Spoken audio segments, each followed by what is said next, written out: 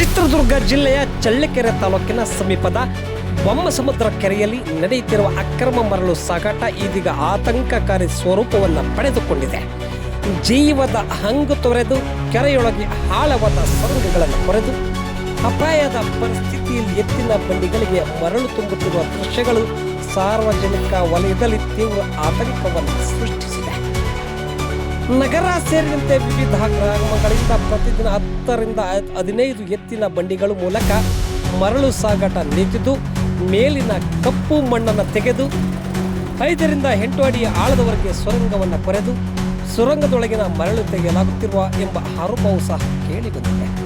ಅಕ್ರಮ ಮರಳು ಹಾಗೂ ಮಣ್ಣು ದಂಧೆಯಿಂದ ಕೆರೆಯ ಸ್ವರೂಪವೇ ಬದಲಾಗಿದ್ದು, ಎಲ್ಲೆಂದರಲ್ಲಿ ಆಳವಾದ ಗುಂಡಿಗಳು ನಿರ್ಮಾಣವಾಗಿವೆ. ಯಾವುದೇ ಸುರಕ್ಷತಾ ಕ್ರಮಗಳಿಲ್ಲದೆ ಈ ಸುರಂಗಗಳಲ್ಲಿ ಮರಳು ತುಂಬಲಾಗುತ್ತಿದ್ದು, ಇಂತಹ ಘಟನೆಗಳಲ್ಲಿ ಈ ಹಿಂದೆ ಹಲವಾರು ಪ್ರಾಣಗಳನ್ನು ಕಳೆದುಕೊಂಡಿರುವ ಉದಾಹರಣೆಗಳು ಸಹ ಇವೆ.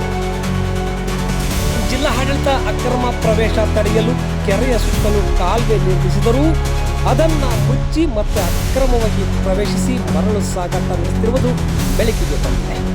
ಇದು ಕೆರೆಯಂಗಳದಲ್ಲಿರುವ ಕುಡಿಯುವ ನೀರಿನ ಕೊಳವೆ ಬಾವಿಗಳು ಜಲಮಟ್ಟಕ್ಕೂ ಇದರಿಂದ ಭಾರಿ ಹಾನಿಯಾಗಿದ್ದು, ಅಕ್ರಮ ಮರಳು ದಂಧೆಯಿಂದ ಜಲ ಮೂಲಗಳು ಪಾತಾಳಕ್ಕೆ ಕುಸಿಯುತ್ತಿವೆ ಎಂಬ ಗ್ರಾಮಸ್ಥರು ಮತ್ತು ಸದಸ್ಯರು ಆರೋಪಿಸಿದ್ದಾರೆ.